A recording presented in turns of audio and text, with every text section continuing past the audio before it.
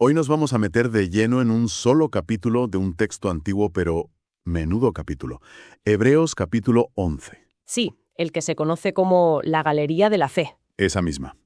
Y para analizarlo, contamos con un comentario muy detallado que lo desmenuza prácticamente palabra por palabra. Y el objetivo, no es solo repasar una lista de personajes. No. Es intentar descifrar qué significa de verdad la fe para el autor de este texto. No como un sentimiento, sino como una fuerza real que impulsa a la gente a hacer cosas. Exacto.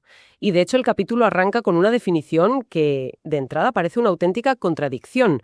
Dice que la fe es la firme seguridad de las realidades que se esperan, la prueba convincente de lo que no se ve. Un momento. Prueba convincente de lo que no se ve. Eso, suena a oxímoron. Es una contradicción total. Parece, sí. ¿Cómo puede haber una prueba de algo que es por definición invisible? A mí me cuesta encajar esas dos ideas. ¿Qué nos dice el análisis para resolver esta paradoja? Pues esa es la clave de todo el capítulo. Y la fuente lo primero que hace es ir a las palabras originales en griego, porque claro, la traducción siempre se queda un poco corta. Y lo más sorprendente es que para este autor la fe no es una esperanza vaga, es algo mucho más sólido. Casi tangible. ¿Cómo que sólido? ¿A qué te refieres? Mira, la primera parte, firme seguridad, viene del griego upóstasis. Y esta palabra no significa deseo o esperanza, significa la sustancia real de algo, su fundamento. ¿Como un título de propiedad? Exactamente, es la mejor analogía. Es tener ya el título de propiedad de algo que todavía no es visible.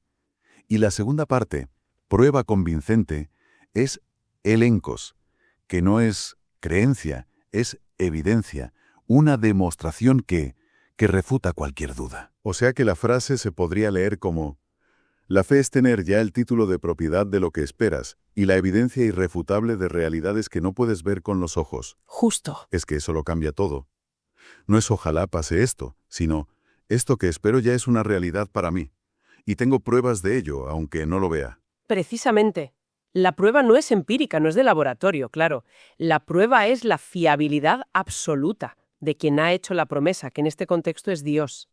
La fe no se opone a la razón, sino que opera en un plano donde los sentidos simplemente no llegan. Y el texto lo ilustra enseguida, con el ejemplo del universo. Sí. Cierto, el versículo 3 dice: por la fe entendemos que el universo fue formado. No dice creemos ciegamente, sino entendemos. Y aquí el comentario hace una distinción muy curiosa, pero importante. El verbo griego que se usa no es el de crear de la nada, sino catartizo. ¿Y eso qué significa? Significa más bien organizar, poner en orden, equipar. La idea central del autor no es tanto la creación ex nihilo, sino que la fe nos permite entender que este mundo visible y ordenado que vemos fue estructurado por una fuerza invisible, la palabra de Dios, que lo visible viene de lo invisible. Vale, la definición es potente, pero ahora el autor tiene que demostrarlo. Y ahí empieza la famosa galería. El primero, Abel. Dice que su fe se vio en que ofreció un sacrificio mejor que el de Caín. El análisis de nuestra fuente sugiere que la clave no estaba tanto en qué ofreció, sino en el cómo. La fe de Abel se manifestó en su obediencia. Seguramente siguió una pauta divina que habían recibido, mientras que Caín decidió hacerlo a su manera. Con su propio criterio. Eso es. La fe fue lo que activó su obediencia. Y el resultado es brutal. Su fe le cuesta la vida. Hay una frase ahí que es tremenda. Por la fe todavía habla, aun a pesar de que está muerto. Es una imagen potentísima. Sí. La idea que extrae la fuente es que su sangre derramada se convierte en un testimonio eterno. Habla de que vivir por fe en un mundo que no la comparte, pues tiene un coste. Y a veces es el coste definitivo. Su historia sigue resonando. Entendido. Tenemos a Abel, cuya fe le costó la vida. Pero el autor no quiere que pensemos que la fe es solo sufrimiento, porque el siguiente ejemplo, Enoc, es justo lo contrario. Es un contrapunto perfecto. Es una historia de una fe que lleva una intimidad tan grande con Dios que escapa a la muerte. ¿Cómo se complementan? Enoc caminó con Dios, y el comentario subraya que no lo hizo en una cueva aislado, sino en medio de su vida cotidiana, con su familia, sus hijos. Y su caso sirve para establecer un principio universal, quizá la frase más famosa del capítulo. Sin fe es imposible agradar a Dios. Y añade que para acercarse a Dios hay que creer dos cosas: que existe y que premia a los que le buscan con empeño. Sí, y esa palabra premia puede llevar a confusión. A eso iba. A ver, seamos sinceros. Para mucha gente, esa idea de premio suena a recompensa material, casi como si la fe fuera una transacción. Yo te busco, tú me das algo. El comentario dice algo de esto. Totalmente. Lo aclara muy bien. El premio del que se habla aquí no es material. El verdadero creyente, según esta perspectiva, entiende que la recompensa es la propia relación con Dios. Ah, vale. El premio es una comunión más profunda, la oportunidad de servirle mejor. Es la relación en sí misma, no algo externo a ella. Tiene sentido. Y de ahí pasamos a Noé. Aquí la conexión entre fe y acción es clarísima. Fe es creer en un aviso sobre algo que aún no se vería venir. Exacto. No había ni una nube en el cielo, vamos. Su fe se tradujo en un acto de obediencia que debió parecer absurdo: construir un arca gigantesca en tierra firme durante décadas. Aguantando las burlas de todo el mundo, me imagino. Seguramente. Y el texto dice algo muy fuerte, que con su fe condenó al mundo. Como que condenó al mundo. ¿Por construir un barco? La fuente lo interpreta de dos maneras. Primero, su propia obediencia era un juicio silencioso contra la desobediencia de los demás. Pero también se entiende que Noé predicó ese aviso, y al hacerlo dejaba sin excusa a los que se negaban a escuchar. Su fe activa se convirtió en una línea divisoria. De estos primeros ejemplos, que son como pinceladas, pasamos ya al gran protagonista del capítulo, Abraham. Su historia es casi la definición andante de lo que el autor entiende por fe. Sí. Empieza con algo radical: sal de tu tierra, sin saber el lugar de destino. Es la encarnación de caminar por fe y no por vista, ¿sí? Y el comentario resalta un detalle simbólico que a menudo se nos pasa. Durante toda su vida en la tierra prometida, tanto él como Isaac y Jacob vivieron en tiendas de campaña. Fíjate, qué imagen tan potente. Es como vivir toda tu vida con las maletas medio hechas, sabiendo que este no es tu destino final. Esa es exactamente la idea. Esas tiendas, frágiles, temporales, eran una declaración de principios. Contrastaban con lo que ellos realmente esperaban: una ciudad con firmes cimientos, una patria celestial. Su estilo de vida gritaba que su verdadero hogar no estaba en este mundo. Y su fe es probada hasta el límite.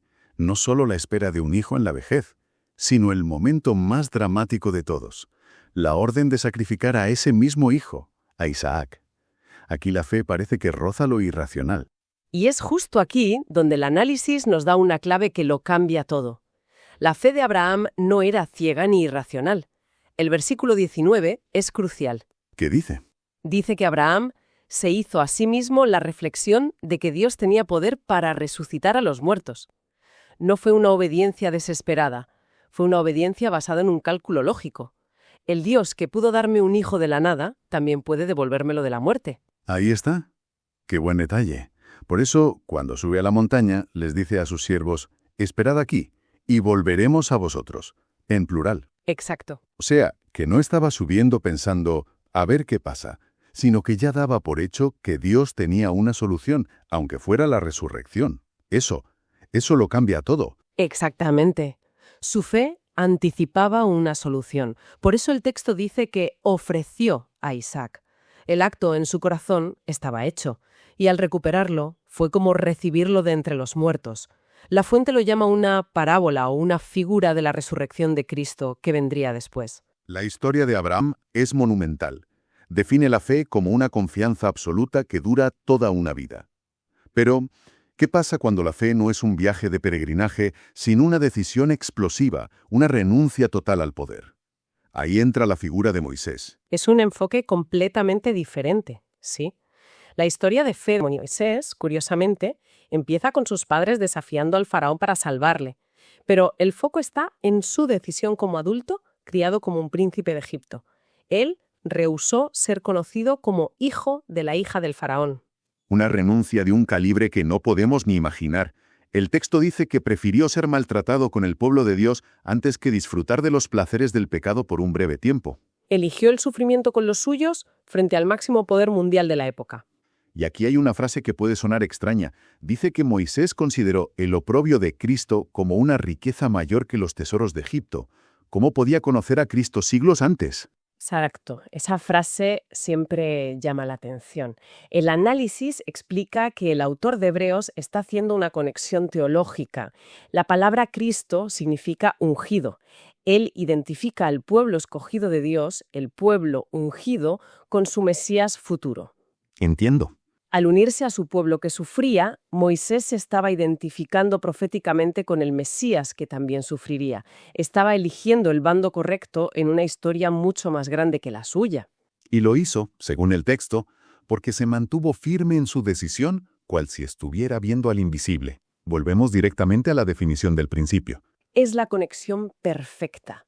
Su fe le daba acceso a una realidad más profunda y más verdadera que todo el oro y el poder de Egipto, y esa visión de lo invisible determinó su elección en lo visible. Sí.